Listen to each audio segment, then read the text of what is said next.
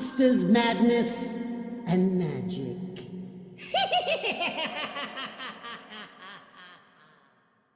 Alright, folks, welcome to the Monsters, Madness, and Magic podcast. I'm your host, Justin, here with a quick word before we dive in. Now, in this episode, I chat with musician and author Matthew Knight about Roger Corman films, musical alchemy, sacred geometry, his new story in Swords of Steel 4 from DMR Books, misrepresentation of the occult in Hollywood, and more. As always, thank you all for listening out there, and without further ado, here you go. Matt, I want you to just take us back in time. You're a youngster. You're a book reader, fort builder, troublemaker, or all the above. Yeah, definitely all of the above. For sure.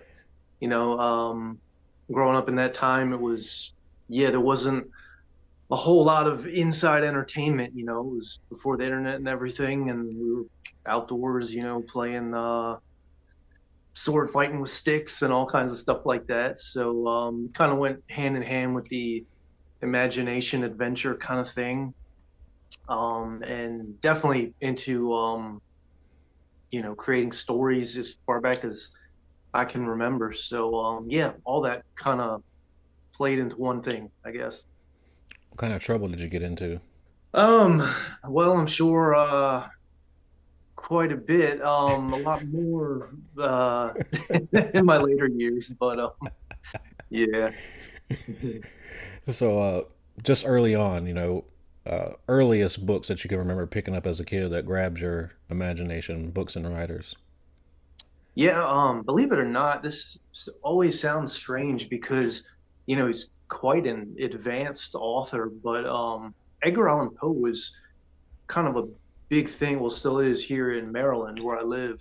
And his stories, we were taught from in English class from a very young age, a lot of Poe stuff. And remember reading some of those tales really early on, and that having a profound effect. It's some of the earliest, I know it's not, fantasy per se. It's like, gothic horror, mystery, classic stuff. But it's one of the first authors that struck me as being different and something that I wanted to dive into more, even though I was so young at the time, I didn't understand a lot of it.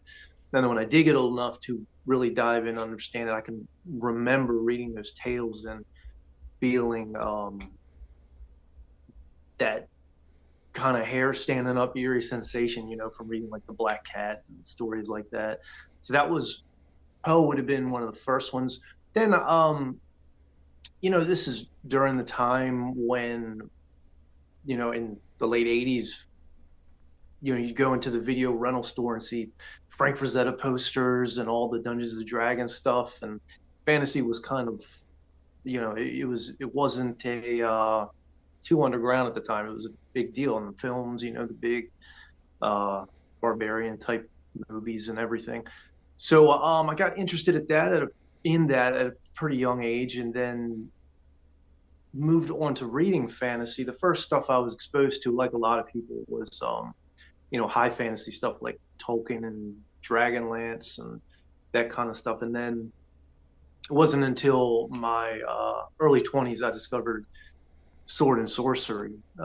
Walked into a used bookstore and saw the covers for Michael Moorcock's Elric books and Robert E. Howard's Bran McMorn, and was just like, whoa, blown away. And then when I started getting into that and discovered all those classic pulp authors and whatnot, I realized that the kind of fantasy I've been reading up until then was like, kind of like kid stuff compared to this. And then I was just got totally into it. So so that's kind of my history or the history of the kinds of stuff I was reading at a young age. It's always cool for me hearing about regional authors, because obviously you're in the New England area, so Poe being more prominent, and I'm guessing Lovecraft, all that stuff's a bit more accessible in that region during school, I would guess, yeah. Yeah, maybe so. I've never really thought about it. It wasn't until I started creating my own works about some of that, songs and whatnot about some of Poe's works, and then discovered there were other local people in the area. I have a friend. He does narrations on the Last Eternal Winter album, Mm. Archaic Lore Enshrined. His name's David Keltson. He's an Edgar Allan Poe interpreter and impersonator, and Wow. yeah, and he has this really great voice. But he actually there's this Lyceum Theater nearby here where Edgar Allan Poe actually would go and he would do this like uh, a literary critique kind of lectures, and every Halloween David performs there, and he just recites, kind of like theatrically recites the Poe stories from memory. It's really amazing. So yeah, I mean, and he lives in Baltimore, like right down right near Poe's grave and stuff. So there's other people in the area who are like into that. And when I started dabbling in it myself, we did a tribute to Poe in the last one. Then I started learning about other people who were into it as well. Yeah, like you said, once I got past the kids stuff, I grew up reading the Hardy Boys and mystery Oh, yeah. shit like that. And Poe was one of the earliest adult, I guess, authors that I was exposed to as a 12, 13-year old. And what I it just reading that style, it seemed like he was writing poetry in long form to me, and that's what's always stuck with me. Just Yeah, definitely. Yeah, I mean, yeah, I mean, that's why I always feel strange when people ask me when I was reading as a kid, because it's like, I can't think of a more, you know, elegant writer. I mean, the prose is just over the top, and it's very unique. I mean, you think of the other Gothic writers, I'm familiar with a lot of them, and it's all very different, from that. So yeah, he definitely put his stamp on the literary genre for sure. what was your exposure to Lovecraft? I didn't get into H.P. Lovecraft. I had heard the name before, and I was familiar with the type of horror that it was, but I never was able to find that in like my school libraries or anything like that. And it wasn't until I got into, again, getting into sword and sorcery and learning about the pulp authors. I got into Lovecraft the same time I got into Clark Ashton Smith and Robert E. Howard. So it was all kind of like happening at once. Yeah, Lovecraft gets a lot of flack for, going to the well one too many times on the unnameable, un, you know, you don't know what it is. It's just too indescribable to drive you crazy. But that's what I like about his writing. It's like being afraid of the dark. Your mind does the work for you.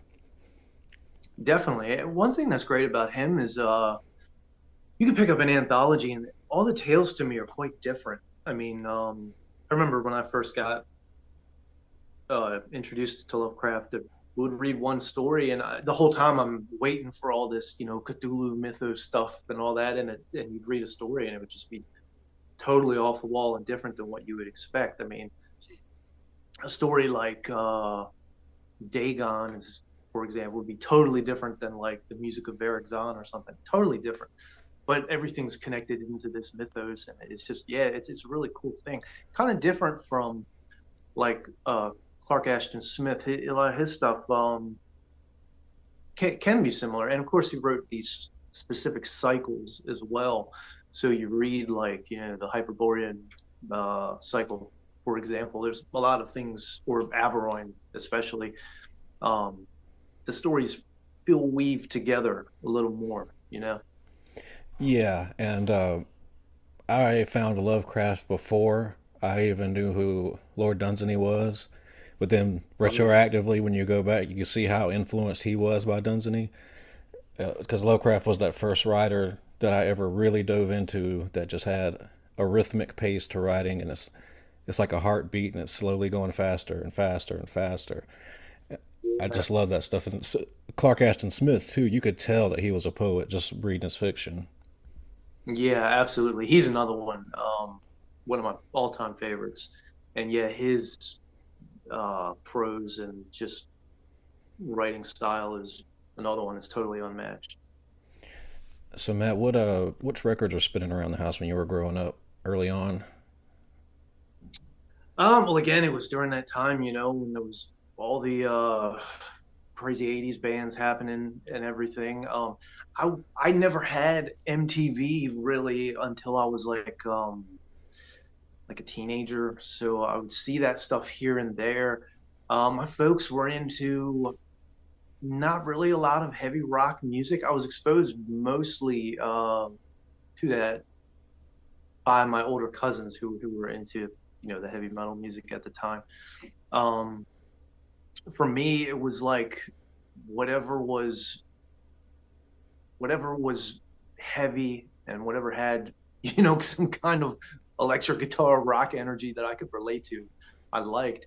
And then of course when I was able to get into discovering my own genre music that I really liked, it was all the classic 80s heavy metal stuff and whatnot. And then from there, just then at that time I was of course learning to become a musician myself, so it just went into just learning about everything. And then my musical horizons expanded, and then as I became a musician, I got more interested in classical styles of music and everything like that. So just yeah, just a huge variety. I can't even pinpoint just one or two records, just a whole lot of stuff for sure. Yeah, something I like to bring up talking to folks is something you already mentioned, which is uh, like when we were growing up as kids, the prominence of the video store and like the mom and pop video store that you go in, the horror sections in the back by the blinking exit sign, and it's just atmospheric, and that's completely lost. So, did you have a local mom and pop store that stands out to you that you have fond memories of? Yeah, absolutely, definitely. And I think part of that is we didn't have all this overstimulation, so your parents take you to the video store and you're in there and you're looking at all the covers and seeing it. Like I said, I used to see this Frank Frazetta posters, it would blow me away. And then you go home and those images are still in your head and you're thinking about them, and all week you're thinking about when you went to the video store and you saw that, because you're not getting on a phone or a computer or the internet and seeing a million more you know images that kind of wipe that away. It sticks in your mind. And then if you have a tendency to have an overactive imagination and spin stories, it's very inspiring. So I think hey, there's something to be said, and that goes back to just the stillness of you know being within and being able to just not be so immersed in what's going on all around you, but what's happening within. And when you have those kinds of inspiring influences going on in your head, it's it can be a pretty powerful thing. It was the thrill of the hunt too, because there was no guarantee that the latest cool movie comes out. They might have three copies, and you never Right. know. You didn't know if it was going to be there when you got there. When you got it, you're like, Yeah. yes. Right. Yeah.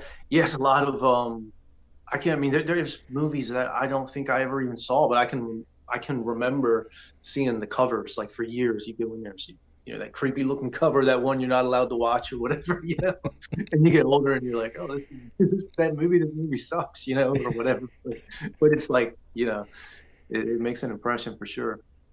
So, what were some of the earliest? What was your earliest exposure to horror movies?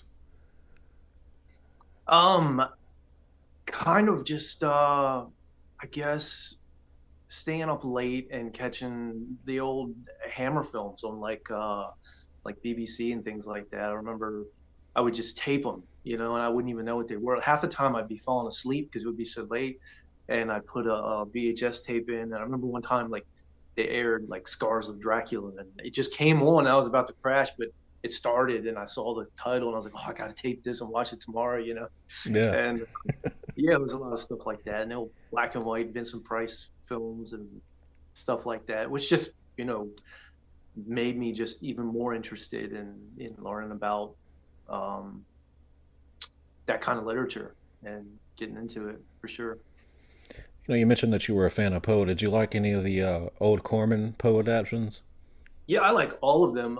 Especially I don't think that they're like extremely true to the, well, they're not, Right, right. to the tales, but they're kind of just his own thing, and I think they're great. I think the acting is awesome.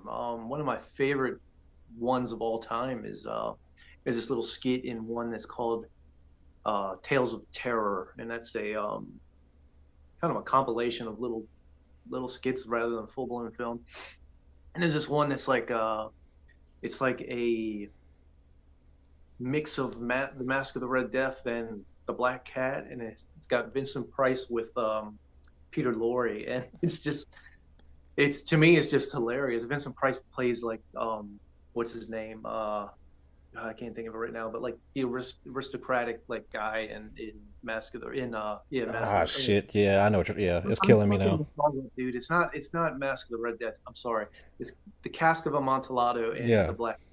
Yeah, and he plays Senor Le Crazy or whatever. So he's doing this like he's playing this like real kind of sissified wine tasting guy, and it's just hilarious because it's Vincent Price and Peter Lorre is like a drunk, and they're going back and forth, and it's just really funny. So that's one of my favorite ones for sure that you mentioned, the Roger Corman thing. Yeah.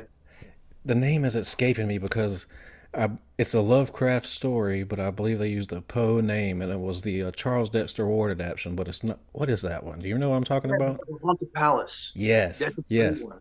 yeah, Yeah, really that's a good one. That's my favorite. yeah. I can't think of the woman in that is excellent. I forget her name, but yeah, that's a really good one. That's one of my favorite ones too, for sure.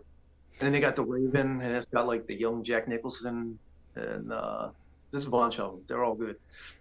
One of my biggest regrets with the podcast is before he died, I was in the works of scheduling a chat with Roger Corman, Oh wow. and he was like 100 years old. And one of my main questions I had for him, like, what was the deal with taking the Poe title and putting it on a haunted palace? So I guess that's just gonna die with him. Yeah, yeah. I think he used the poem, because that's a short poem that's within the Fall of the House of Usher, and he uses it at the beginning, like that's like the introduction, but then it's the Lovecraft story. Yeah. It's a pretty wild idea. One of the things that I regret living in South Carolina because, like you mentioned, catching flicks on late at night. I don't know if you guys had this, but they had horror hosts back in the day. Of course, you had Elvira, was in like Svengoolie. Did you guys have a host for your region? No, we had some things like that though. There was like this local channel. This was not horror. This was, to me, this was even cooler when I was a kid. Again, I mentioned like we didn't have cable. We had like a couple channels. There was this local channel where people could rent out like little slots and play like certain programs. And this somebody made this like hour it was like 10 o'clock at night on like a weeknight on like a Thursday night or something, and it was like Southern Maryland metal, and it would just play like heavy metal videos, and it was the first time I saw like a lot of bands like that I'd never heard of. But it was that kind of thing. It was just a local channel, and I guess this guy just had a bunch of tapes or something, and it was like for like an hour he had this slot, and he would, yeah, he would play those videos. So it's really cool when you do have the opportunity to you know get exposure to something that you wouldn't in any other way be able to, with those kinds of horror shows like you're talking about. A lot of the foreign films that nobody, a lot of people don't care about, we're seen that way by a lot of people I know. Right. And Matt, a question I like to ask everyone is, and you can take it whichever way you want to go with it, fiction or real life or both. What scared you as a kid? I think as a kid I was scared a lot more by real life shit. It It's a lot more wasn't. scary. Yeah, yeah. Just anxiety of what's going to happen tomorrow if this happens or this happens. And I think that led to a lot of craving, a lot of escapism, and again, this sort of overactive imagination I mentioned. I can think of like specific weird scenes I would see in various films that would creep the hell out of me. One, like, this is really dumb because it's not even a scary movie, but and like that Godzilla 1985 movie, like at the very beginning, there's this part where they're down in the submarine, and then there's like this dead guy in like a chair or something. I remember seeing that in my grandparents' basement when I was little, and it like scared the shit out of me. And that's not even like a scary movie, you know. But like there's like little key things like that that I can remember like that had a profound impact on me.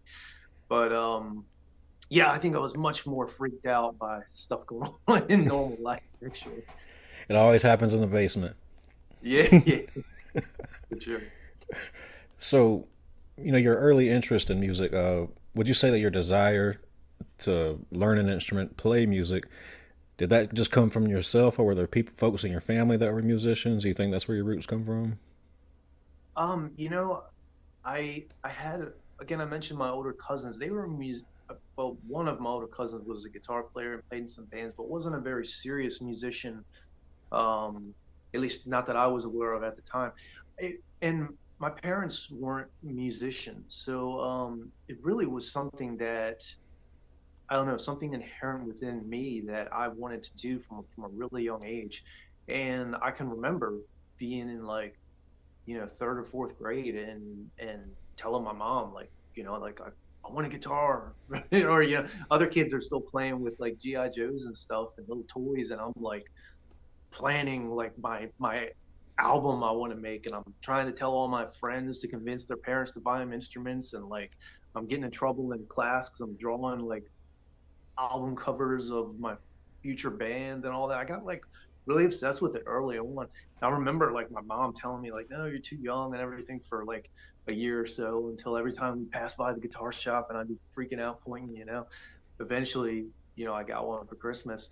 Um, and it went on from there. But yeah, I don't know what it was because I didn't really have like, it's not like my parents were these music people so much. I mean, they'd be rocking out on a Sunday, cooking dinner or something, but it wasn't like I wasn't exposed to other musicians who were really like doing it all the time. So yeah, it's just something that I wanted to do from a real young age. Yeah. So you get that first guitar. How long after you start, learning music a bit, does that urge, that scratch you got to itch you got to scratch, whatever, to make you create your own stuff? Well, how does that come Yeah, immediately? I started doing that from the very beginning, like before I could even really tune my guitar properly, and before I really knew what I was doing, I was just obsessed with that. And again, I mentioned other friends who were also like getting instruments and just getting together, and we barely knew what we were doing, but I was from the get-go trying to create my own stuff. And I always was more interested in creating than learning other people's music. Even now, like all my years of playing music, I can like if I play with somebody else to just jam or something, I can't really play like a whole bunch of Metallica songs or a bunch of Iron Maiden songs or something. I really never took the time to. I mean, once in a while you would learn a cover song for like to record on a tribute album or something like that, or to close the set if you're performing live. But I always just wrote my own music, and to this day I do that. So I really suck at jamming with people who want to like play a whole bunch of riffs, because I can play all my riffs or I can come up with something on the fly. But I just always was more interested in creating, and yeah, started doing that from the very beginning. As soon as I had a guitar in my hand, as soon as I could, I got these old tapes of me singing, playing all out of tune and singing with like my horrible puberty voice, and it's like terrible. I wouldn't want anyone to ever see that. But it just goes to show that yeah, I was doing it from the beginning for sure. Awesome. Now, you mentioned that you're a kid, you would draw metal covers and whatnot. Do you still draw at all? Occasionally a little bit. I have a little notebook here where I would draw. They're very, very cartoonish. My wife actually, she's a artist and she paints. She does like oil paintings, But I do these little cartoon drawings, and I can't, if I feel like it, I still can. I remember when I was writing stories, I would write, or not more, I mean, I'm still writing stories, but for stories I've written in the past, I would do little illustrations to accompany them. And I never thought that they were good enough to really like, use, but I would, show them to my friends or whatever, and they'd laugh about them. So, yeah, I do it occasionally just for fun. I'm also interested in, kind of a deeper subject, but drawing some like, sacred geometry stuff and talismans and sigils and all that. I mean, and that's different, that's not really so creative. There's more of an intention behind it. Yeah, and I can't see it too well, but is that Horus over your shoulder? Oh yeah, I thought it was Horus for the longest time, but I think it's Ra. Okay. Um, I inherited that and a bunch of stuff from, I had a great aunt, and she was back in the 1960s. She had a importing exporting company and had all kinds of cool, just exotic pieces. One of the things I got from her, you can't see this over here, but it's a big, it's a coffee table, but it's like this antique African drum, and it's made out of, I don't know, looks like the hide of a wildebeest or something. And I used it on the last album, Eternal Winter album. There's a song I did as a tribute to Robert E. Howard called "The Hills of the Dead." It's about Solomon Kane, and at the beginning I play the African tribal drum when I got Nalonga, the voodoo man, Yeah. speaking. Yeah, so I actually took that thing, and when I was moving it, I was like, man, this thing's it's all creaking like it's gonna fall apart. I got it in the studio, mic'd it up, and did my little thing. So yeah, but I'm talking about that because it came from the same place as that Egyptian thing back there. So yeah, it's cool to just try to get creative with things like that. Yeah, man. I think Solomon Kane was some of the earliest stuff that Howard wrote, and it's still that's my go-to protagonist. I love Conan, Cull, and all that stuff, but if I'm trying to really get going, I'll pick up some Solomon Kane and off we go. Yeah, definitely. And he's different, I mean, He's a man of you can purpose. all the characters are different. Yeah, yeah, for sure. But you can read Conan and Cole and Bram McMorn, and while each one are different, they do fall in this barbaric warrior category. Solomon Kane just has his own thing going on, and the stories are excellent. Same for me. They were some of the earliest ones I got into as well. Again, that used bookstore. I just saw that album cover of, I think it was The Moon of Skulls is the one I have, the Centaur Press small paperback, and I got that really early on and read those and just loved it. And I love the whole, the idea of vampires in the jungles of Africa being hunted by this Puritan, like, musket wielding Christian dude. Like, it's just awesome. And yeah, I really am fond of Solomon Kane as well. Yeah, I was talking with Solomon Kane. I don't know if you know my buddy Michael Greylord. He does a lot of stuff for Eternal Champion, like patches and tape releases and Okay, stuff like that. I'm familiar with the name, I think. Yeah, he loves Solomon Kane too, and I think I'm butchering it, but he said he just admired how many miles this guy would travel to kill somebody. Yeah. Yeah, yeah, sure. It would be elaborated on too. And I think again, the Voodoo Man, the Longa, who I really like, who's I did the voice of in that song. I think the beginning of Hills of the Dead, he says like, you've traveled so far. What brings you back to this savage land? And then he's like, well, I'm like reciting my song lyrics, but he's like, out of the unknown, I hear a voice, and he's like he's drawn, to just this inner urge, like, has driven him to, like, travel to these exotic lands to fight evil. It's just a really cool concept, and it really has that action packed, grab you by the throat from the very beginning pulp formula going on, which really drives the stories a lot too. I don't know if you've seen the movies, but it reminds me of it's a pulp Puritan version of John Wick. Oh, really? Yeah. That's a good, yeah. There's a lot of times I've seen various heroes and certain movies and things. I thought like, oh, that's kind of like Solomon Kane. It, Yeah, he's got some epic one-liners. He doesn't say much, but when he says something, it resonates. yeah, yeah, for sure. So, how early on did you want to start writing fiction and start tinkering around with that? Again, it kind of was something that I would do just daydreaming in class. I started off kind of drawing and writing little comic things and all that. And then we'd have parent teacher meetings and they'd tell my parents, like, he's fucking off in class and drawing all these pictures and writing all these stories, So it was, but then we would get assignments in school to, come up with a story or write a paper or something. I always did real well with that. I really sucked at math, but I always was really good with writing. I had no problems. So yeah, from really early on, I would just do it for my own entertainment. And I would do it even not only in school, but I'd come home. And again, like we talked about earlier, there wasn't much to do outside, playing outside or whatever. So, yeah, I would sit around and just write my own stories and draw pictures and little comics and stuff as far back as I can remember, really. And then I got like really infatuated with music. That kind of faded away for a little bit during my teenage years, and of course, you get in all kinds of other things then too. But then when I decided to form my own serious heavy metal band, and I wanted it to have the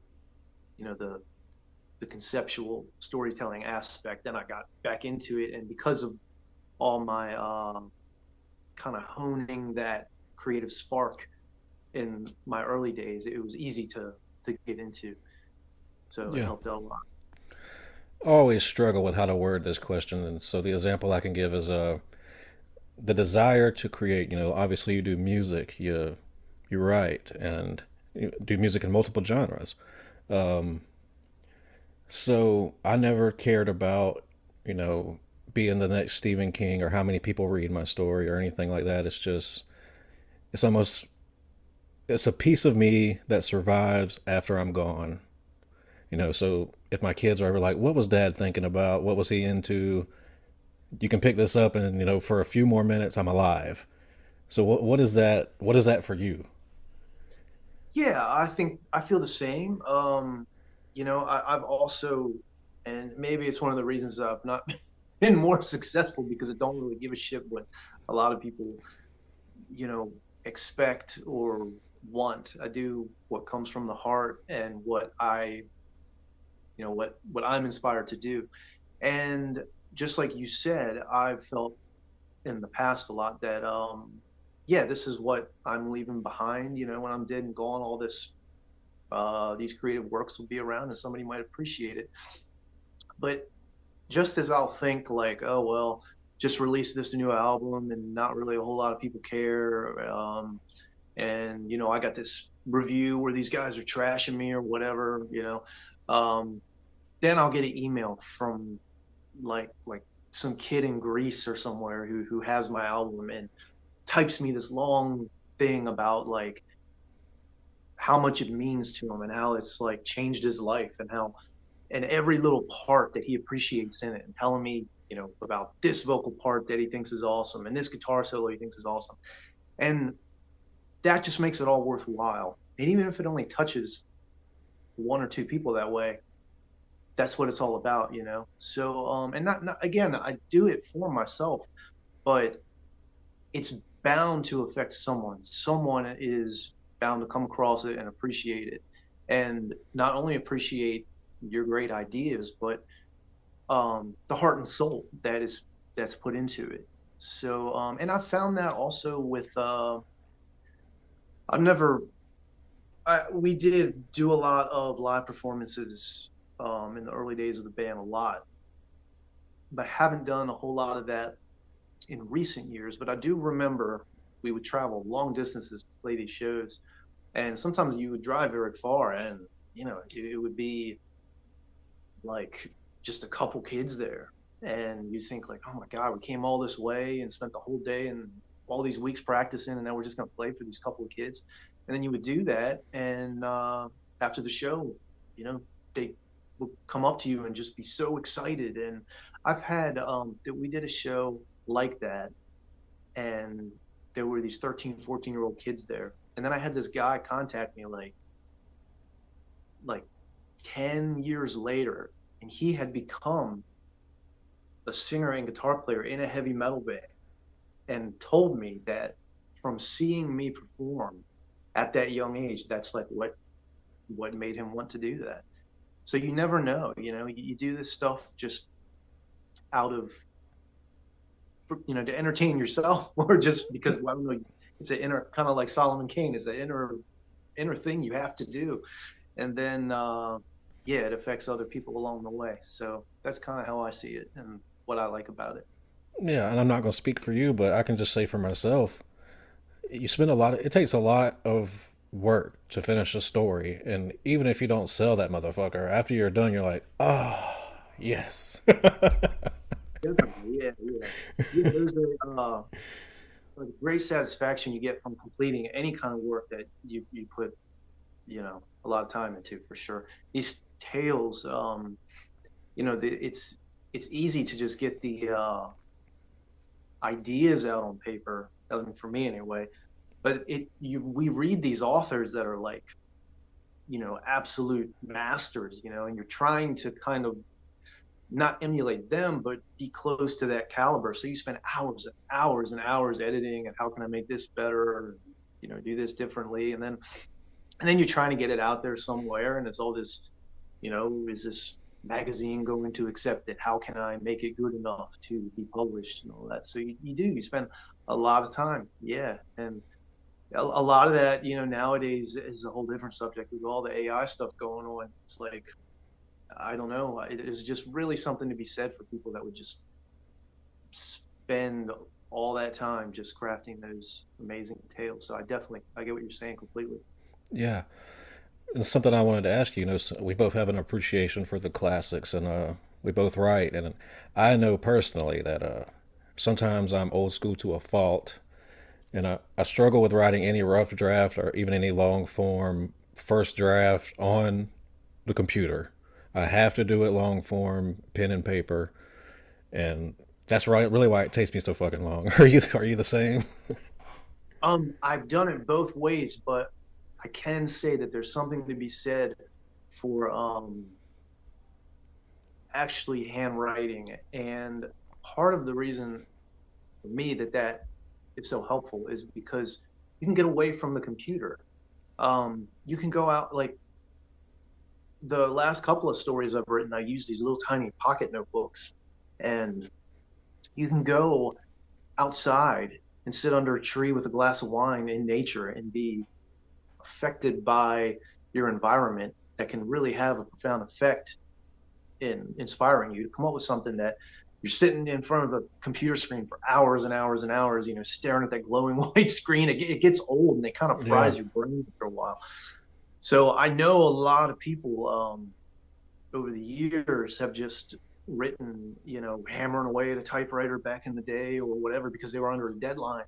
But I think, if you can get away from that kind of environment, get yourself somewhere where you can really be in your own space. And handwriting is a great way to do that. I definitely am a fan of it. It takes longer, and then you've got to type what you hand wrote, but that's also part of an editing process. Yeah, it is a great way to edit. Yeah, definitely. Yeah. You can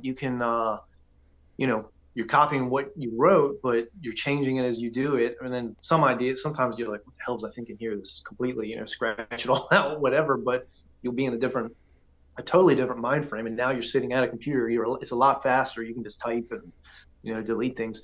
But I definitely do think it's important to try to do that if you can.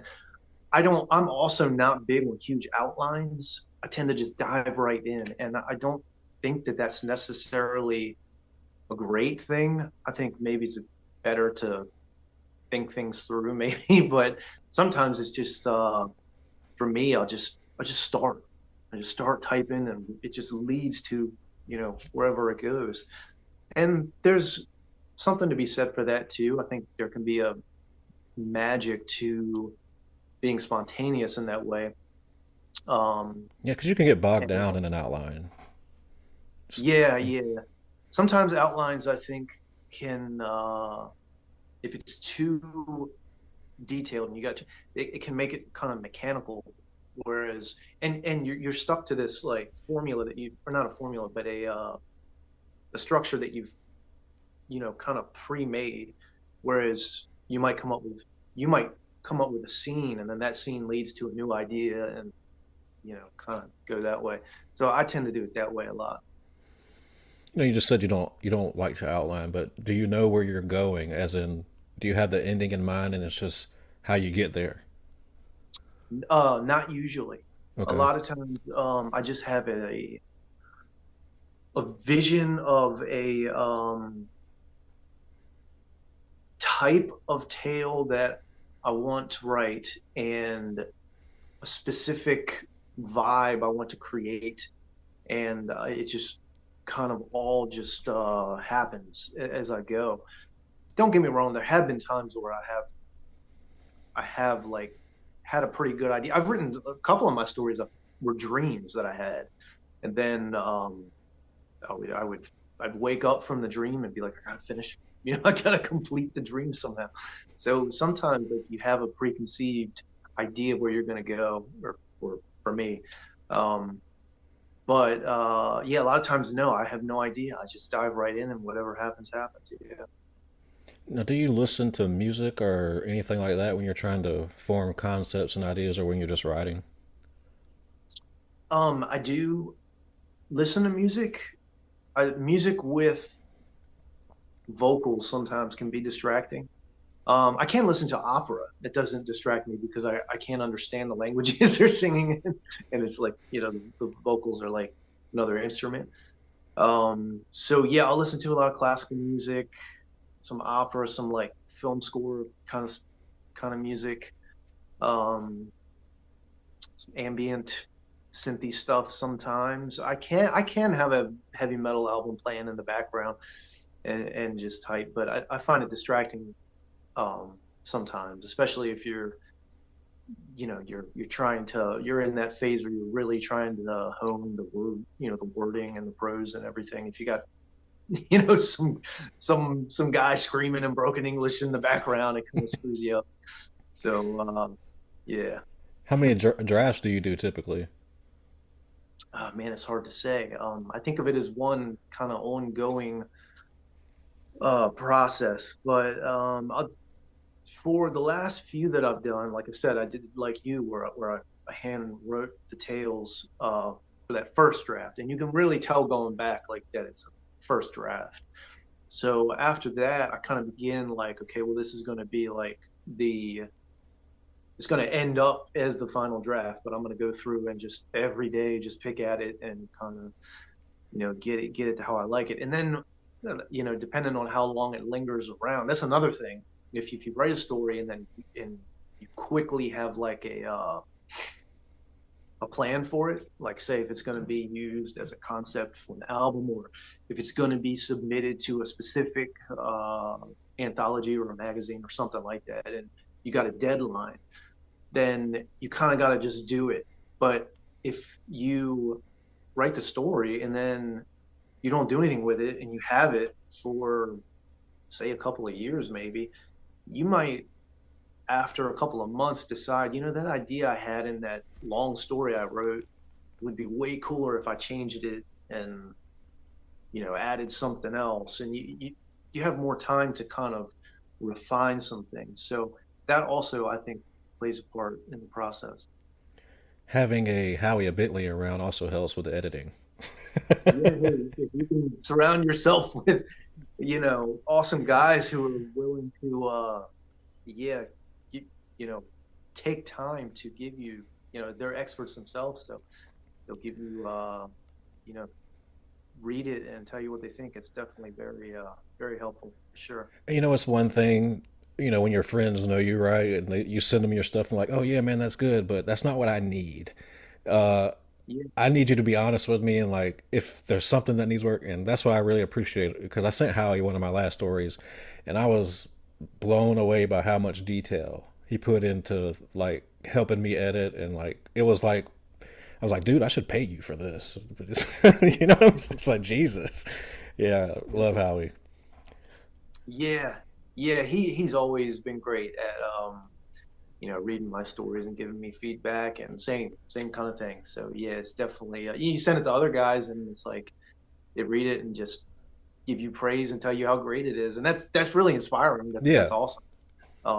But yeah, when you have someone who can say, "This is great. Now here's everything you need to fix about it," you know what I right, mean? right. Exactly. Constructive criticism. We all need it. Yeah.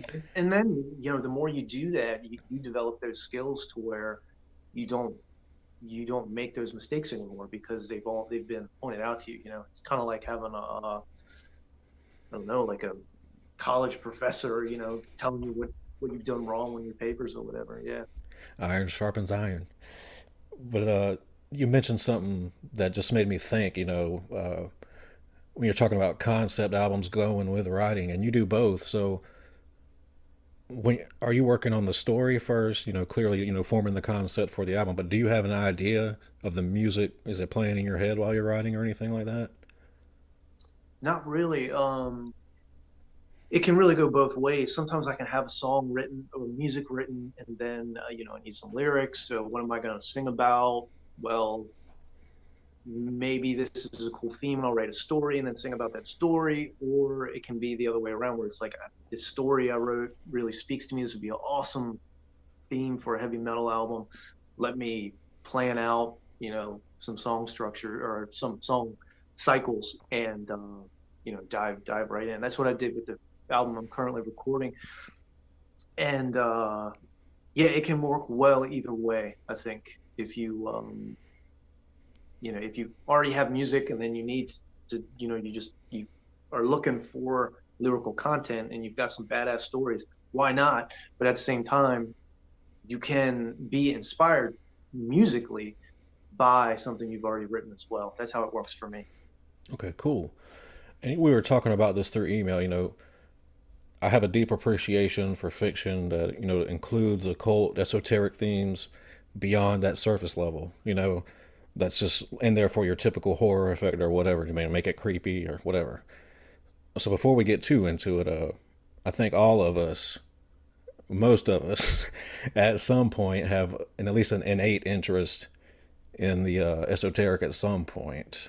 That maybe it fades away for some, or they just don't dive into it. But where can you point towards your initial interest in the occult? I would say I hate to really say it this way because I feel that all kinds of occult and esoteric subjects have been done a huge injustice by like Hollywood over the years and everything. All these esoteric subjects that have been portrayed as like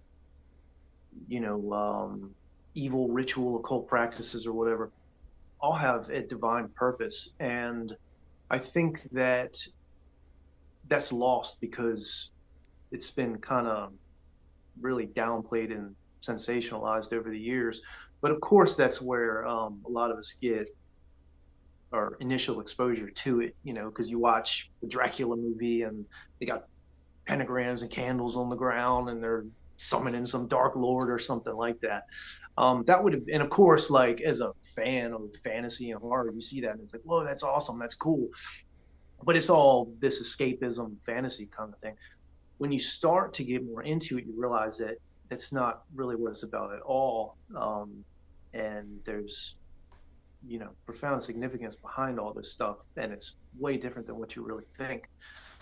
So, I guess in my early 20s, I started diving deeper into some of those things because I wanted to learn more about that stuff for ideas to write stories and my songs and things like that. But then that led to a profound interest and understanding things in a different way. And then you start to see your world around you differently when you understand that there's, all these different things going on. So whatever gateway can lead you into that, as long as you're able to discern from a reasonably early stage and you can use it to execute your divine will on earth, I think it's a good thing. But it's kind of a shame that everybody views it as this this kind of voodoo, like silly Dracula in the pentagrams kind of thing. But yeah, that's how a lot of people get exposed to it, I think. Yeah, just from my perspective growing up, I'm below the Bible Belt. So I grew up in South Carolina where there's church, liquor store, church, liquor store, church, liquor Yeah, store. You know, yeah, and raised by Southern Baptist grandparents. So it's kind of tough having this interest growing up for me because that's devil worshiping stuff. right.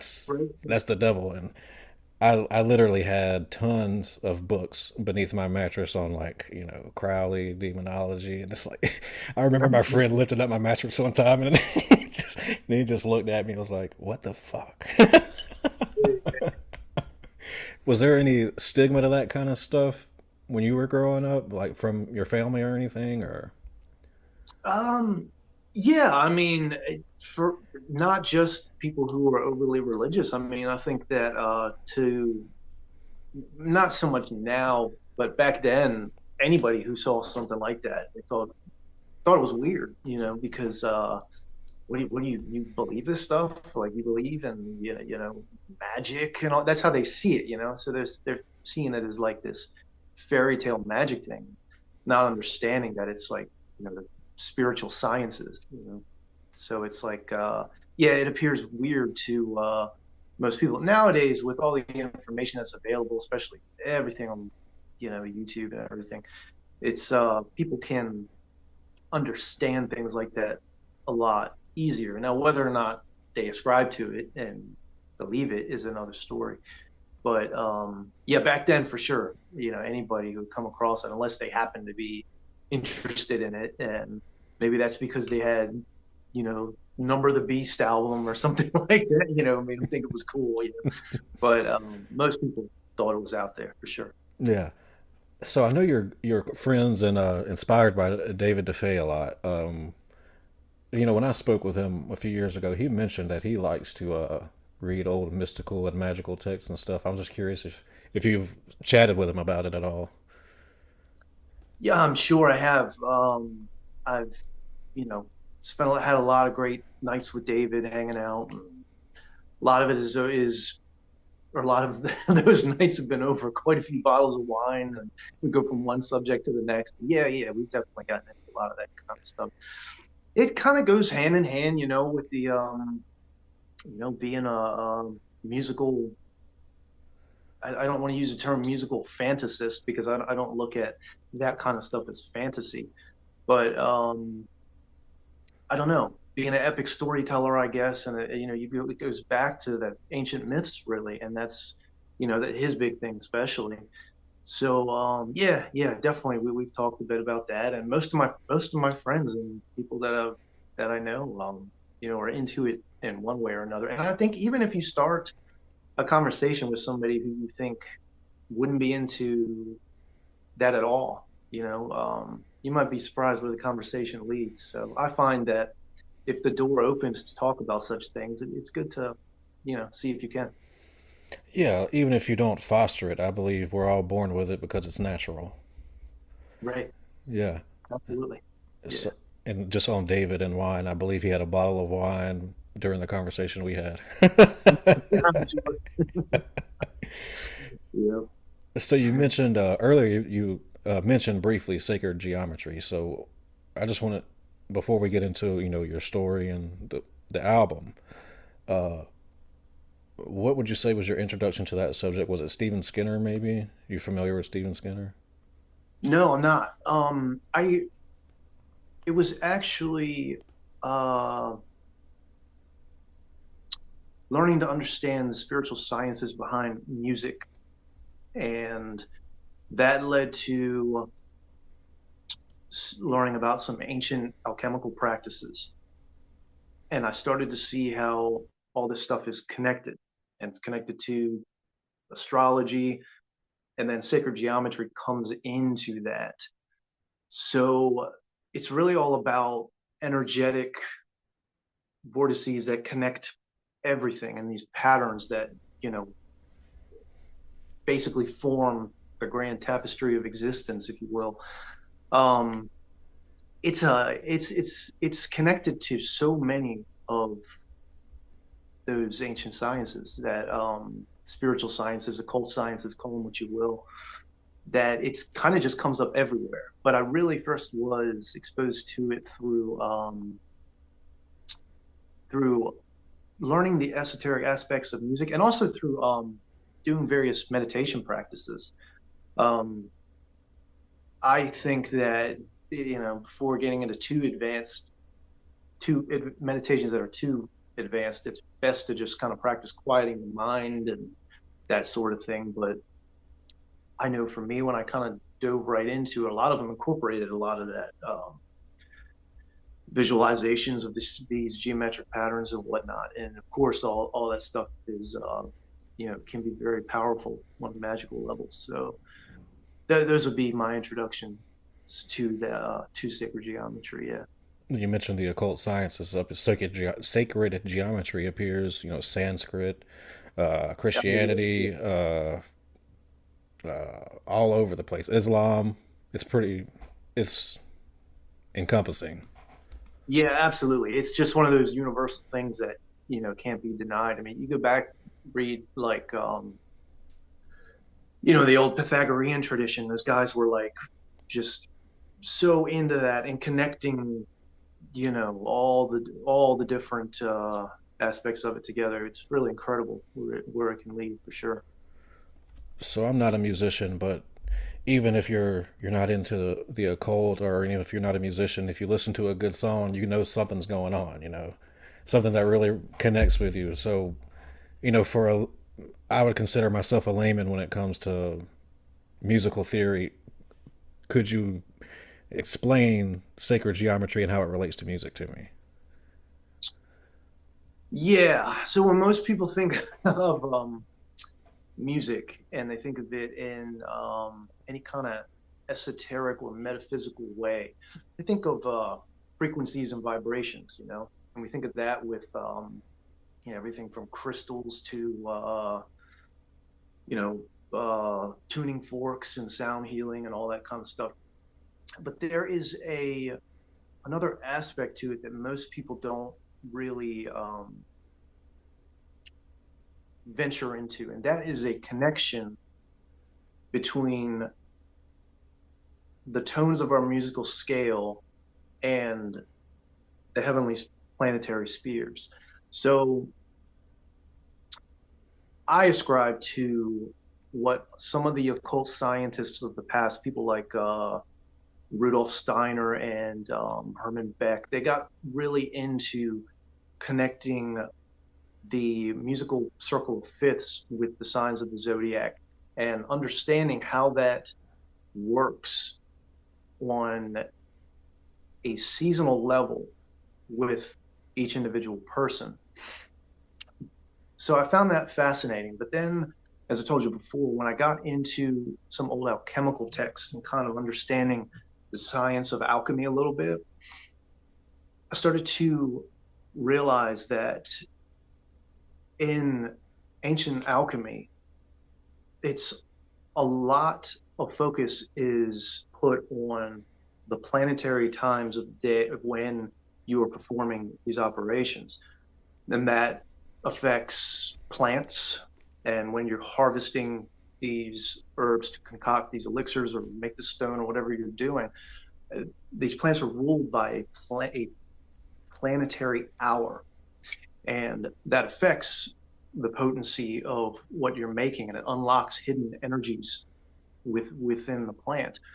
So I started thinking about it, and started thinking about, well, sacred geometry. Well, these plants and every living thing and everything is made of these patterns. Well, then music is the audible form of sacred geometry.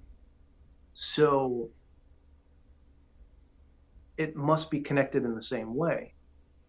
And then I started thinking about how, again, those old occultists would talk about how they kind of would again, always attribute it to a seasonal effect, but I think it's more along the lines of how we are affected alchemically by connecting with the planetary spheres through specific musical key signatures being used at specific times.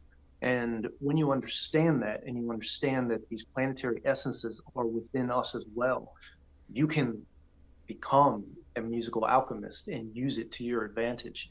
And that's kind of that's the esoteric aspect of music that I really appreciate and that I've been trying to utilize a lot lately. I don't know that everybody sees it the same way. It's kind of my take on it. And this goes back to the Hermetic beliefs, because in the Corpus Hermeticum, when uh, the creation story in there, when the first man was created, it takes on these planetary essences and has that within him, and we're all descendants from that divine source. So we all have this essence within us. It's just about learning how to activate it, and there's all kinds of ways to do that. But music is a very powerful tool if you understand how to use it in that way. Well said. Just to follow up on one thing you said about, some practitioners would either perform rituals or meditations during certain planetary hours. So, how that would be implemented in music would be the creation of the riff or what have you during those planetary hours. Am I warm there? Yeah, it has to do with the key signatures and being you now it doesn't necessarily have to be that you are I believe that a specific magical intention can be encoded into the music if it's composed this way. That's my personal belief. But for somebody who just wants to experience, again, connecting that activation of that planetary essence, you could even just be listening to a particular piece of music that is in that key signature that coincides with that specific sphere. One thing that's great is that even if you're not a musician and you're not like well versed, if classical music, almost every piece is it has the key signature in the name of it. So I would say for people who don't have a music theory background, pick up Rachmaninoff's Symphony Number 1 in D sharp minor or whatever it is, and then you'll know, and you can do the research and figure that out and see how it affects you. This is one of the reasons I think, too, that I believe that some people will be really moved by a piece of music one day and be like, oh my God, I was so moved by that piece of music. And then you hear it later on and it's like, that's not quite how I remember it. I don't think it's about your mood fluctuating from day to day. I think that it's about this alchemical process that's happening when you listen to it under those conditions. Well said, man. Is there a specific song that you can point to personally where you perhaps know that some of this has been implemented and it has an effect on you? For myself, yes, and for me, it happens. I kind of plan in this ritualistic way, and I'll try to experiment with composing. So, if I know I want to try to use a certain key signature, I'll wait until the proper time, and then I'll get out there on the keyboard with my pen and paper, and I'll have a specific idea in mind too that I want to, because some planets have different themes attached to them. You think of Mars having this martial energy. So if you've got some song that you want to plan that's going to have some ass kicking energy or something, like Mars would be a real good one. So yeah, you could wait for that time, and then I use these talismans where I connect the circle of fifths to the zodiac and whatnot, and you're able to do this. So for me, I tend to do it that way. I don't really do a whole lot of like planning to listen to something during a certain time. I will say that I can recognize, like, I listen to the classical radio station a lot, and when something like that comes on, or excuse me, when a piece comes on and I feel really connected with it, sometimes I can recognize that is what's going on. It's not just that, like, oh, I prefer these tones. It's something happening within. It's a again a alchemical transformation that's happening on a subtle level. This can be activated and used, like I said earlier. Well said, man. So I'm going to give you the floor here, Matt, to reveal what you want to reveal. Just had Dave on from DMR recently. He was promoting Swords of Steel 4. Oh, Uh, cool. and I've already told you that I absolutely loved your story, When the Stars Invert. So I guess just if you want to spoil things, I'll leave that up to you. If you want to dive into some of the deeper meanings behind the story and your intention, just give folks a bit on the story. Sure. Thanks very much. I'm glad you like it. I've had that story lingering around for a while. And I, because of its length, it's a longer story than a lot of the ones that tend to get published in these anthologies. I was holding on to it to write an album about, and I really liked the story, and I liked all the esoteric things behind it, and I wanted to compose a new Eternal Winter record based on it, which is what I'm currently doing. I'm pretty far along now. It should be done pretty soon. The story really, I started out, I just wanted to do something different. I had been writing a whole lot of vampire stuff with Karnov and all that for a while, and I wanted to do just a different area of interest. And I've always been fascinated with the Knights Templar, and I thought, like, well, how can I don't know too many like Templar themed sort of sorcery tales, and to I wanted to do it in a way that would be different than what most people would expect. So the story is really, I'm just going to give like a general description of my idea behind it, but I'm not going to spoil the story for the readers. So I wanted to, it's kind of my take on the old Grail romances, that go back to like, real early centuries. And, the Holy Grail, people think of it, it's been, over time, it's like this iconic thing, and they got goofy movies about it and everything else, but it goes back to it's really what it is not necessarily this physical relic, but this higher knowledge.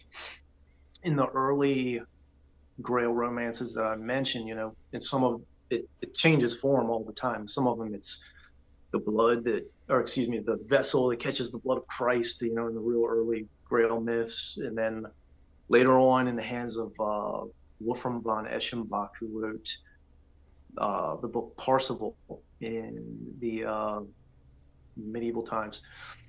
In that story, the Grail it's a stone that's connected to the emerald that was embedded in Lucifer's crown and fell out during the wars in heaven, and it was brought to earth by neutral angels, and it has this alchemical significance. That particular story is very esoteric and has a lot of Gnostic undertones as well. But in that story, the guardians of the Grail are the Templars, and they are the custodians of this ancient wisdom. Now, everybody thinks of the Knights Templar, and they think of, these deadly armored crusaders, going around slaying in the name of faith, for the church and all that. And that's really kind of just a shadow of the truth. The Templar Order,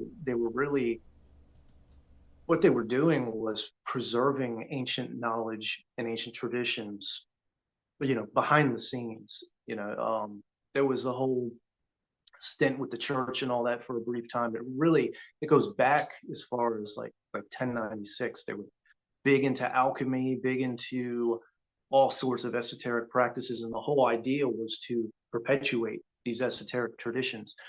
And then, of course, eventually, their supposed demise when they were, busted and burned at the stake and everything. But the lineage really did live on.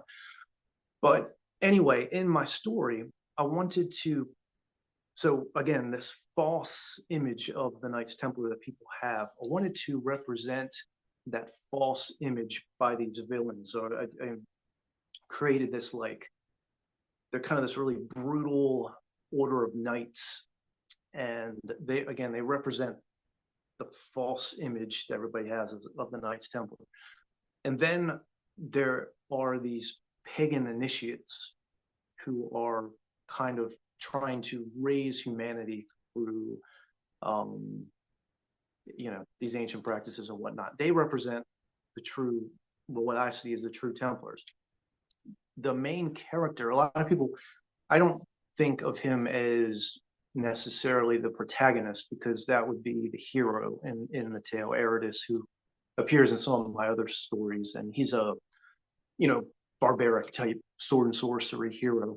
But one of the main characters is this pagan sage named Othamir, and he's really an archetype kind of character of the embodiment of the true Templar spirit. But he's not, he's again, almost like it's almost like a monk.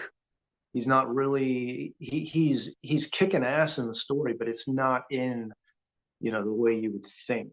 But it all goes back to this way that I wanted to portray the Templars in the story. So that's what I can say about my intention behind it. I did weave into it a lot of the different occult elements that we've discussed today.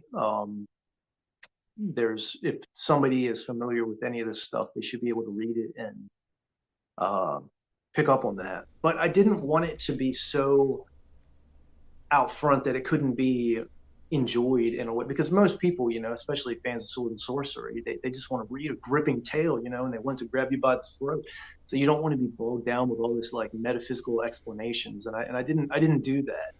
But they're hidden in there, and that's how the old Grail mysteries were.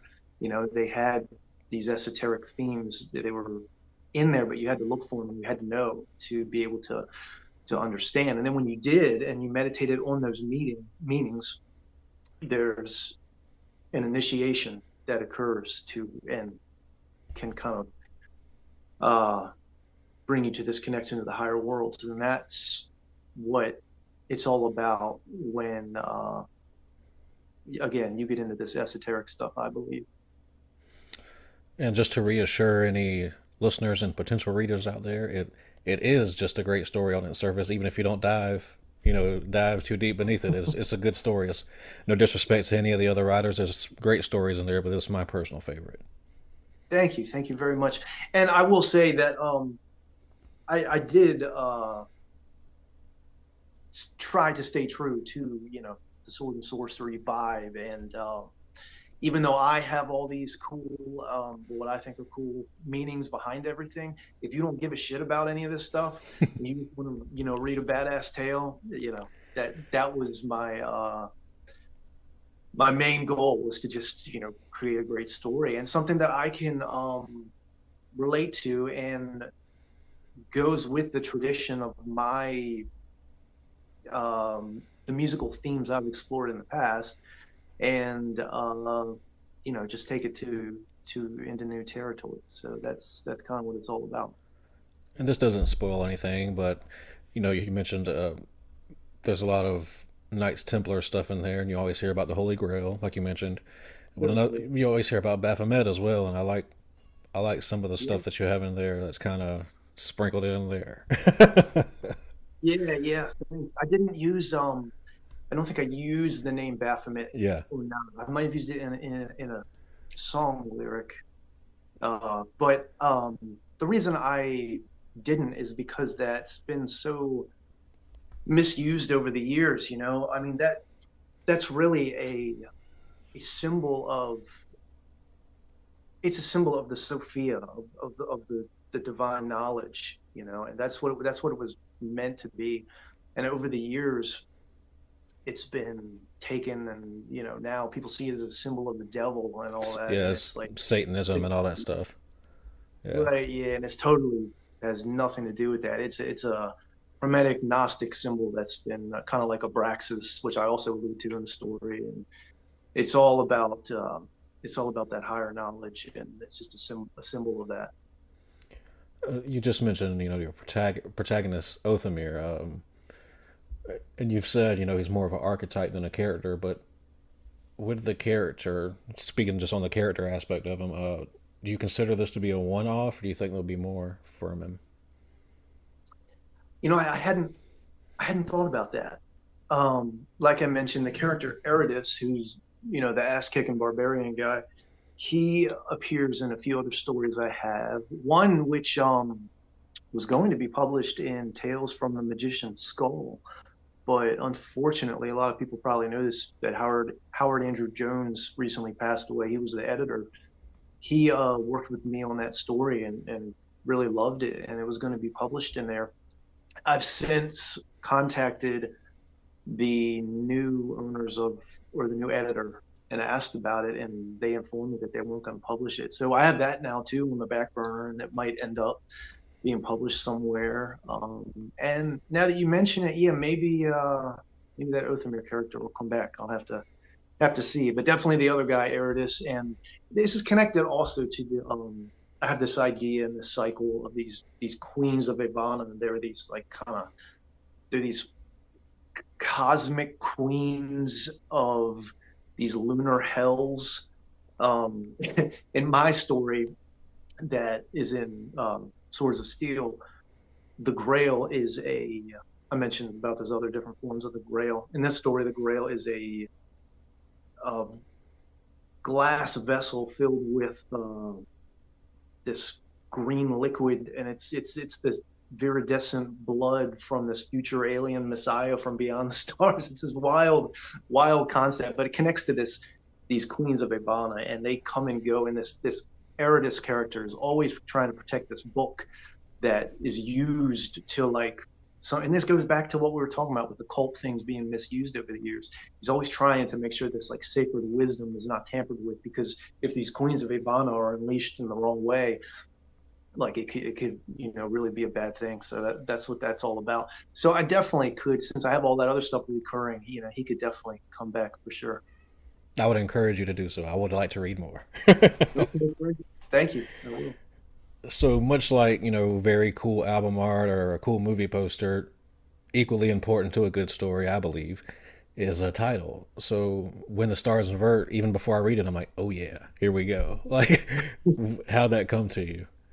It was probably in the back of my mind was that Baphomet thing, because you think of the tale, well, it's this again, this pagan sage is thrown into like just this crazy turmoil, but it's really symbolic of um transformation, this inner transformation, and this process that he goes through.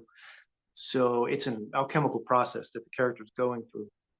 So I thought, well, there's a symbol you think of with the star and the Baphomet, which again has nothing really to do with it. It's kind of like, you know, kind of goes back to what I just said, and now I feel like I'm contradicting myself. But I thought people would relate to that, and then also it's an inversion of what is what's going on in the character's life at the time. And again, if people were to be able to connect to the esoteric aspects of the tale, maybe they would have some kind of epiphany like that as well. And I just thought it was a cool sounding title. There's actually a song on the upcoming Eternal Winter album that's named after it, so that'd be cool too. Yeah, dude. If you think we can answer this question without revealing too much, I'll leave it up to you. I'm trying to, not spoil things, so I'm trying to word it carefully. The the holy man in your story, the one that is kept, well, the one, that happens early on. Sorry, folks. What would you say he is symbolic of? Like, what's the deeper meaning there? Yeah, I would say, well, he's the initiator. He's the one who has Othmir has and this is I've never really I haven't put too much thought into this, but Othmir is going through this stage of initiation right in like the beginning, the very beginning, first page, and he's the one about to perform the initiation ceremony, and then something happens to him. So what that is, I would say, is you think about every person having a sacred purpose and a divine purpose. I would say it's symbolic of that, because that particular character who has like a big presence when he's first introduced, but it's like, it's quickly over for him. So yeah, that's his purpose. And every character in every story has some kind of purpose. And maybe you have to sit down and think about it, or have someone ask you, what's that character's purpose? This guy who's like only in it for 2 seconds, like, what's the purpose? And somebody might think, well, damn, I don't know, I just needed some dude, or I needed something to happen, so I threw him in there. But if you stop and think about it, there'll be more behind it for sure. So beyond your metal projects, I have to tell you, I've been listening to your synthwave project, Noir Sensation, for the last few days. That's one of my guilty pleasures, is that genre.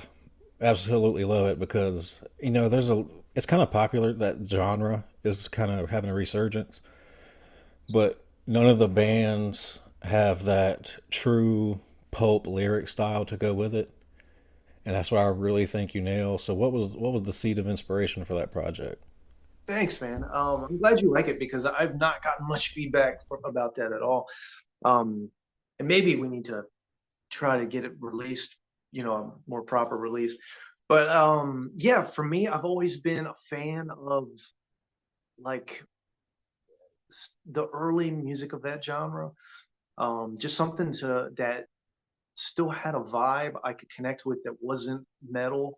Um, bands like Roxy Music, and of course you think of the 80s popular bands like Depeche Mode, Tears for Fears, all that kind of stuff. But I kind of like some of the more underground stuff, and I do like the 70s glam aspect of some of those early groups. So guys like Brian Ferry and David Sylvian, and of course Bowie and all that kind of stuff. Those were the influences for me. My drummer, I call him my drummer, really, he does so much more than that. But my bandmate Matt Brookins, he's a huge fan of that stuff too, and we talked for years about doing a collaboration. Well, again, I'm familiar with that older music, but he got into all that what you're talking about, that new retro wave genre or whatever it is, which I was pretty unfamiliar with. And he would show it to me, and I'd be like, oh yeah, this is cool.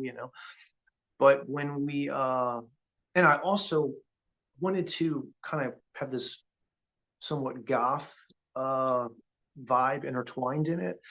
And I am quite fond of a lot of those goth rock bands too. So I kind of took my inspiration from some of that, and then some Edgar Allan Poe and things like that, and then also this noir vibe. I was thinking of old noir films and some of the that sort of I don't know. I mean, I think of it as having a goth thing about it, but other people might not get that. So just wanted to intertwine all that and then collaborate with him. And he's such a brilliant musician. We really both contributed, I think, with all the instruments. He did all the drum, all the electronic beat stuff and everything, but I played keyboards and bass and guitar and did the vocals, and he played bass and keyboards and guitars and did vocals, and it was just like really fun to just get together and do it. I will say that I have to say this, he did all those really beautiful Gilmore-ish guitar leads on the album. Those are all him, and anybody who knows his playing style from his other band, Odin's Court, they would pick up on that right away. I did some textural guitar stuff, specifically in that song Gin of Memoria, which is one of my favorites, and a couple other ones. I think Scarlet Street, I might I might have done some guitars in, but yeah, it's really just a big collaboration. And yeah, I think it's a great album. I listened to it the other day actually when we were talking about it, and yeah, it was fun. For me, it was one of those things where I was trying to explore a different genre, but had to really rein myself in because my vocal style is usually quite intense, and the other projects I have. So I was trying to think like, well, let me see how I can approach this kind of new wave-ish style. And I first started trying to do it, and I was like trying to sing in that way, and I was like, well, this just sounds like I'm trying to imitate David Bowie or someone, or it just doesn't sound like me. So it was like, well, how can I find this middle ground? And in the end, I just did my thing. I cranked the preamp up louder so I could sing softer, but at the same time, all these kind of inflections that I always do and this kind of dramatic vibrato, it's just like it's in me, I can't really get away from it. I was talking with, it's funny, we were talking about David DeFay earlier. I was talking to him and he said something to me like, when I was discussing this exact thing, he said like, well, you can take the kid out of the metal, but you can't take the metal out of the kid. And that, and that's kind of what happened, because you could still hear in there these kind of metal inflections in my vocal, approach, and even some of the arrangements. Brookins and I were talking about it. There's a lot of proggy, progressive little things that go on there that we intentionally tried not to do. We were like, stay away from long passages or progressive song structures or whatever, but they're still there, So yeah, it's just another chapter, and it was a fun way to try something new. And yeah, that's pretty much it. It's hilarious to me to hear you say that you're having to wring yourself out, because in a great way I can hear it. I'm like, you slipped up there, because like specifically one of my favorite songs is Midnight Hearts, and there's some parts in there where you're like, I hear the Cauldron board. Yeah, some of them. There's this one song on there. It's called Miles Dyer's Lovers, and that is based on that's a local witch legend that we have here in Southern Maryland. This legend of Miles Dyer. She was really just this mysterious woman who lived in the woods, and this is in 1698, and I know that because I say that in the song lyric. But she was kind of run out of her home. I think they burned her home or something. And then she was found frozen to this rock in the woods. Like she was dead, but her hand was frozen to the rock. And then they took the rock away, and it still has her handprint in the rock. And the rock is like in the local courthouse and all that. So we wrote this story, or we didn't write the story. The story is real. We wrote the song about that. And it's one of the more experimental ones. But in that one, in the chorus, like I really let it go, with the wide open, soaring vibrato and everything. So that one in particular, you can hear, the heavy metal influence, I think. Yeah, it's definitely there, because I have a friend named David who is he loves Cauldron board and Eternal Winter, and but he also loves this genre, the new wave stuff. And I was like, hey man, Matt's got this pretty cool new wave album, and I sent him the album, and he said the same thing. I didn't plant this in his head or anything, and he was like, he can't hide his vocals on Midnight Hearts. That's awesome. Yeah, I'm cool with it. I mean, it's a compliment. Like, yeah, we're just familiar with it, what you usually do, and it just sneaks in there sometimes. Right, for sure. Yeah, it's the interesting thing trying to do that. I mean, you think of like someone who's sang country music all their life, and they have that twang in their voice or something, then they go try to sing a metal album, like, that's still going to be there or whatever, or a blues singer, or whatever. So yeah, it's all good. I don't really have biases against certain things like that. I'm not, heavy metal can be a very snobbish genre to be a fan of. A lot of people, they like this, they don't like that, they want this in the music, they don't want this. I tend to be a little more open with certain things. I've had a lot of guys, especially over the years, dealing with like talking to record labels and things like that. It'll be like, oh well, we like this about it, but we don't like this, and we like the heavy riffs, but we don't like the keyboards, or vice versa. So I think that if you can just get rid of all that shit and just do what comes from the heart, you know. That's what it's all about. I wanted to ask you specifically about the lyrical inspiration for Darkly Ever After, because to me it seems like there's some occult alchemical stuff going on in there. Yeah, that's cool you picked up on that. And I hadn't thought about it really too deeply. I Another thing is that I tend to, and when we were doing the album, Matt Brookins, my friend, my who I was collaborating with, was he was like, you know, when you write your lyrics, you're always telling a story. And I was like, yeah, you're right. And I was like, maybe I'll try to get more like philosophical and not as storytelling, but it's very hard for me because that's what I do, you know? So in that one, yeah, I have this, there's like a symbolic, it's kind of a symbolic narrative of someone kind of traveling across this river Styx kind of water area, and then there's like this ferryman that's guiding him, and the whole message is really like it. It doesn't always have to be darkly ever after. It kind of like has this darkly ever after, and it's this dreary, dark, you know, gothic kind of thing, like it'd be like a hymn song or something like that. But then the ending message is that you're in control of your own destiny. You know, it doesn't have to be darkly ever after. It's whatever you make it. So that's the message behind that one. Also, the final track in the album, "The Ghost of Autumn," that's a very gothic uh, uh, song. That one also has a similar message. Some of the other ones are just like the song "Killers." That's a total like noir. Uh, I actually have lines in that from, I wrote this occult detective's tale that recently got published by this magazine Mobius Boulevard. But the tale was called "The Flamingo Cantina Warlock," and it was like this noir Lovecraftian tale or whatever. If you're not familiar with it, I'll have to send it over to you. But anyway, there's some lines in there that I used in that because they were kind of like inspired by some of the noir films and whatnot. So yeah, there's a mix of goth stuff, some things that, you know, more meaningful philosophical aspects, and then yeah, the noir thing for sure. Please do send me that because I love noir stories and I think there's not enough of them out there. Our mutual friend John Zaremba, his vigilante romance, loved it. And I was going to Yeah. ask before you even mentioned it, since you know you dove into this, if you had written some noir. So there you go. Is that the only one you've written?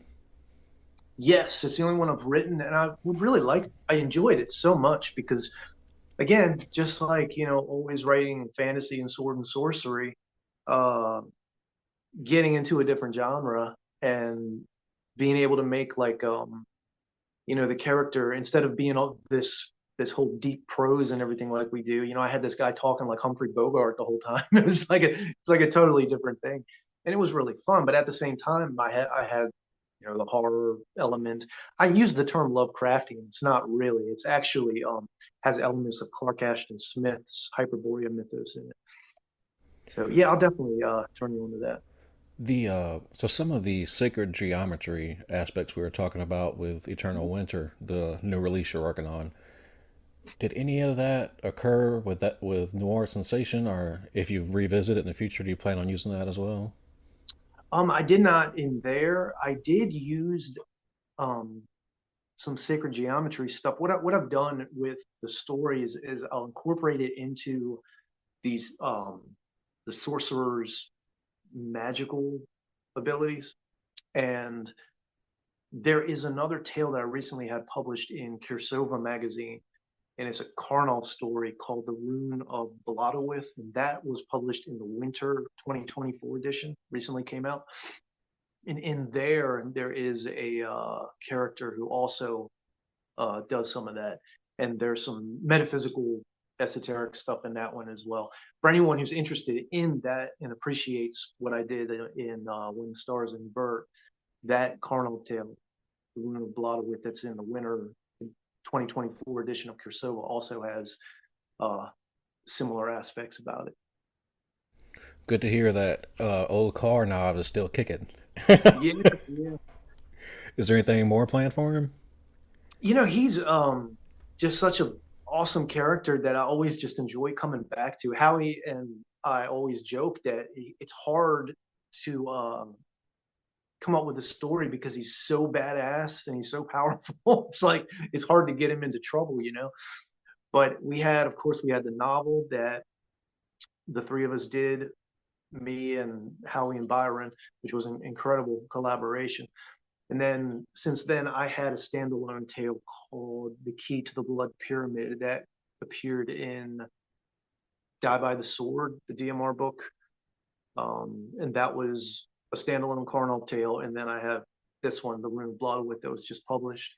But yeah, I'm totally cool with writing more Carnal stories. They're super fun, and he's an awesome character. And I always just seem to really run with it. I never get stuck really because it's just so, you know, fantastical and magical, and the whole gothic vampire thing that's going on. So yeah, I'm definitely up for more Carnal tales. You and John also had that audio drama narration collaboration. Any more irons in the fire for that? Yeah, the Haunted Abbey Mythos. Those were fun. We did 2 albums. One was The Beast of Averloin by Clark Ashton Smith. The other one was The Mountain of Souls by Gustav Bekwa, I think is how you pronounce his name. Which is those Night of the Blind Dead movies were based on that tale. And they were super fun. You know, it's different. It's another thing that's different because it's musical, but it's more of an audio drama.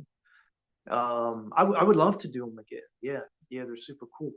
His music is very um atmospheric and not so musical to where it distracts from the storytelling, you know, because sometimes that can be a little that can be something too, like we were talking about earlier, trying to write and having music playing.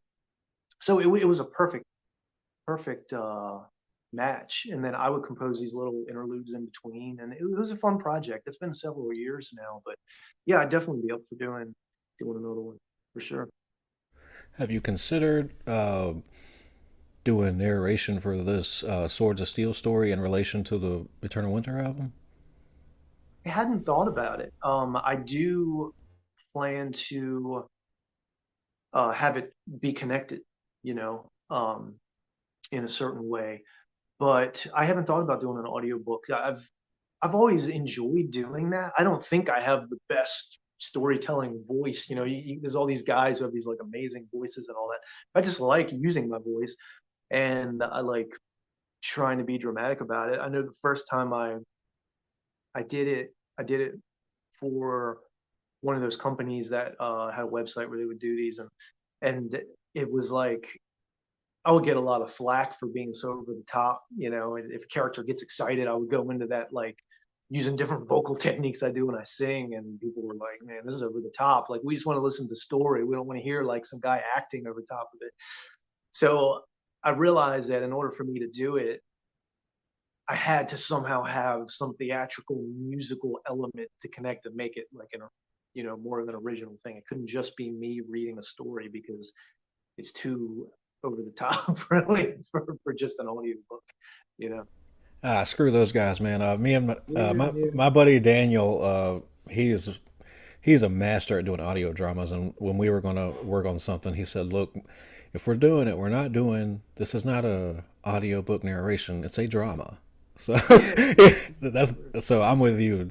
Over the top, do it. It's drama means acting, you know. Yeah, exactly. I hear you. So Yeah, for sure. you mentioned earlier, you know, early on in Eternal Winter that you would perform live a bit. Where do you stand now on that? The last time the band performed, I think, was 2016 or 17. It's been a while. We spent so much time in the early years playing show after show after show and always rehearsing to play live. We had a lot of great shows. We were very fortunate that there was a place nearby where a lot of the big name European power metal bands will come through and play, and we get the opening slot. So in the early days, we would open for Stradivarius and Ed Guy and Camelot and Sonata Arctica. Like the list goes on, all the bands we played with. And so it was great because you could play as the opening act, and you're playing in front of a bunch of screaming metal fans that are into the genre that you do. So it was awesome, and we wanted to put a lot of time into that. So we did that for so many years. I felt that we really fell behind in releasing albums, and that's why the band's been around since 2002. But I'm just now catching up on getting albums out. So I kind of got to a point where I was like, I just want to focus all my energy on putting out releases, and they take me a long time because I write and compose everything. Every album I'm playing more and more of the instruments myself, and it's not the kind of thing where I just do it quickly. There's a lot goes into it, and it takes me a long time. So I want to be able to put as much energy as I can, as much time as I need to into that, and rehearsing live and playing live. It just takes so much time and energy, and I enjoy it. I miss playing, especially having band practice. I used to have such good times. But at the end of the day, it always felt like we would put so much work into it, and it never was as impactful as releasing these albums.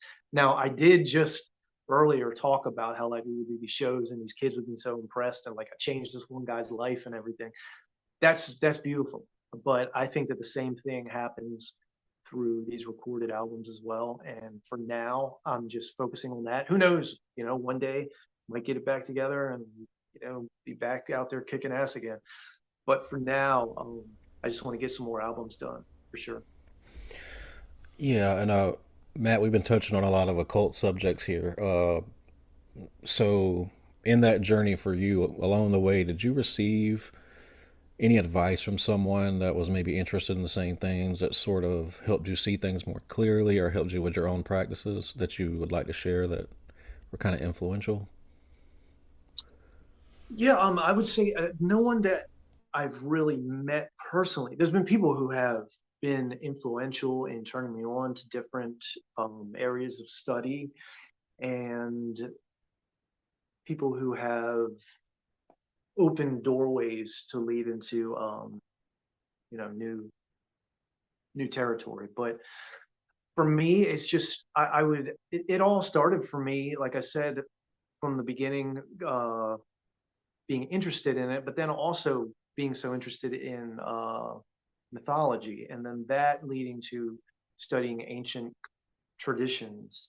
And I think just getting into one particular niche and learning everything you can about it, and then understanding how it's all connected, is what it's all about. If I were to tell you right now, someone who has really been influential to me, I've been reading the works of Rudolf Steiner for the last year or so, and he's been pretty influential for me on that kind of spiritual science level.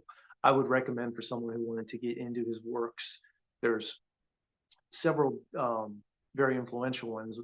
One of the most famous probably being An Outline of Occult Science, The Philosophy of Freedom. I would recommend Knowledge of the Higher Worlds. That's the one that just blew me away when I first opened it up. It was like putting together everything that all the ideas that I had learned from other things I studied, and then into this kind of cohesive path toward initiation that I could relate to. So right now I would say Steiner's works have been really influential.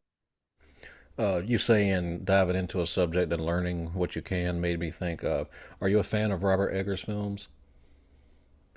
Yeah. I have seen a couple of them and enjoyed. Yeah.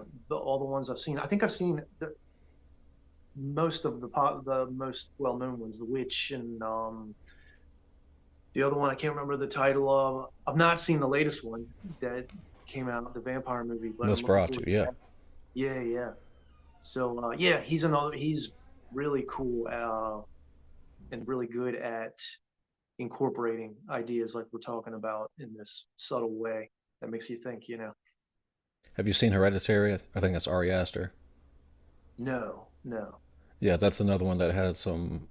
It's an A24 movie, and it has a lot of occult below the surface level stuff. I think you'd enjoy. Awesome. I'll check it out for sure. Thanks. Just to wind down here, Matt, and I can keep you all night. Have you seen any good movies lately that you recommend? Yes. What did I watch recently? I've been mostly reading, but I did watch one of the Hammer werewolf movies that I like had only seen one time and fell asleep watching it, but it was on television the other night and I caught it and was like, you know what, this is a good one. I think it's just called something really simple like Curse of the Werewolf or something like that. I think it was the Hammer film. Um, yeah, that's nothing new, and I think people are probably like, "What the hell? That's a horrible answer to that question." But but I recently saw it and enjoyed it. Aside from that, I've not seen very many new movies. I'm really kind of I get stuck with the old classics and go back to them, you know. And that's kind of my thing. Yeah, and this question I like to ask everyone at the end is kind of silly considering we've been on this subject the whole time. But have you ever had an experienced an event that you would consider supernatural, paranormal, or an encountered event you can't explain? Maybe outside of the occult business we've been talking about, maybe like a ghost in the graveyard when you were a kid or something along those lines. Yeah, yeah, absolutely. Actually, for me, I've never had a like a significant like single moment where it was like, oh my God, that happened, and that's like, you know, I always remember that. For me, I've had very many instances where I've been in a certain vibration and then seen something, whether it's a flash of an apparition as I pass a certain area driving, or just a feeling of a presence. I'm attuned to that because I think it's on my mind a lot. So, yeah, I can feel the spiritual energies around me all the time. And yeah, it's something that I think the more you pay attention to, the more you realize that it's always going on. Yeah, for sure. So yeah, I have had some where it's been like I can remember like, yeah, that one time like that thing I just said, I do remember like passed by and just saw someone walking and they weren't there, you know. And I have had this reappearing vision of this woman in this white gown thing that has come to me. Again, just seeing in various places when I'm in a certain mindset, and then also in some meditations and things like that. So I do believe we kind of attract these entities in certain ways, and they can aid us if, of course, you know, there are entities we don't want attached to us, but some of them stick with you for a while. And if you can recognize that and ponder its meaning, then maybe you learn something about yourself along the way. Well said. Did you grow? Would you say that you grew up in a religious household? Were your parents any sort of Christian or anything along those lines? Yeah, yeah, they were. And, you know, I got dragged to church and stuff like that. And it was okay. You know, I look back at it. I don't have any like, I never had any like real resentment about it. I kind of was just like daydreaming the whole time, thinking about song lyrics I could write, and you know, you know what I mean.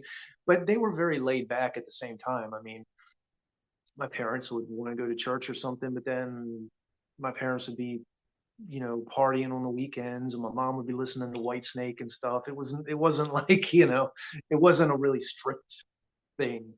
But I got to a certain point in my life, and again, getting into mythology at a young age in different cultures, I soon put together for myself my own belief system of how I see it all, and a lot of this was found by understanding the connection of just the connection of everything, and then seeing that it all comes from, you know, ancient stuff, and then I just was like cool with it, and I was okay with it, and I didn't have to like I could understand why people follow the dogmatic religions and all that, even though if it's not my thing, I have, my own kind of way of looking at it. I mean, I tend to be more into hermetic and Gnostic kind of and occult and esoteric traditions. That's more my thing, and I just take what I want from each path and just go with it. But the growing up in a household where that was those were the beliefs of my parents, and I think everybody, especially I think about the age my parents were when they were raising me, like everybody's on their own path trying to figure out what's right, and that happens at different ages for different people. So it didn't really affect me very much in a negative way. Like I said, I kind of just zoned out, and I was always up in my mind anyway. So yeah, that's how it was. Well said, dude. Well, Matt, just to put a bow on this thing, what's on the horizon? Anything in the pipeline you want to throw out there? Albums, musical projects, stories. Clearly, we've got Swords of Steel 4 coming up. Yeah, that's coming out. Like my main thing is I'm really big on finishing up the latest Eternal Winter album. I have a few other projects I'm involved in. I have an author friend who we can talk about this on another podcast too, maybe, or something. But he's got this series of books we're doing a heavy metal album about. Me and my friend Matt Brookins have another project. He might be resurrecting his old band, and we're doing an album with that. And then the Cauldron Born album that's still we're working on. So all kinds of things. I always kind of curse myself by just diving into so many things, but it's what I do, and everything ends up awesome. So I'm happy with it. Yeah, dude. And real quick, there's a lot of synth wave, like the goth wave stuff you're talking about. There's a lot of YouTubes similar to the new wave of traditional heavy metal full albums out there. I would consider if you're interested in submitting North Sensation a couple of those because you definitely Okay. get on there. That would get it out there. Okay, great. Yeah, I'm familiar with the that new retro wave uh label, I guess, but they seem to be very, very popular. And I thought to myself when we did that album that our album had so much um like so many more real instruments and less synthy stuff all the time. I didn't think it really fit in that genre. And then like we were talking about my vocals and everything. So but yeah, maybe there are some that would be more into it. I was thinking of it more along the lines of the classic kind of new wave, again, this goth glam kind of thing, less than that new retro wave movement that to me seems to be very like synth driven. I imagine a lot of those groups as like Yeah, it it's just is. It a is. dude composing on synthesizer and then getting a great vocalist, and then that's what it is. But I really should spend the time. We kind of did it as just for fun and for ourselves, and it was during a time when it was just therapeutic for both of us, and we just threw it out there, and we really didn't put much effort into promoting it. So I'll definitely look into that. Thanks very much for encouraging me to do that. Seriously, I do enjoy it. Like I had it on like minutes before you came in, and I was just vibing to it. That's great, man. Well, Thank you Matt, very much. dude, it's been a pleasure. Thank you for giving me some of your time. Sorry I kept you a little over, but we just started No talking. problem, Justin. I really enjoyed it, man. Thanks for chatting with me, and yeah, we'll do it again soon for sure. All right, dude, you have a great rest of your night. Okay, man. You too. All right, see ya. Talk to you later.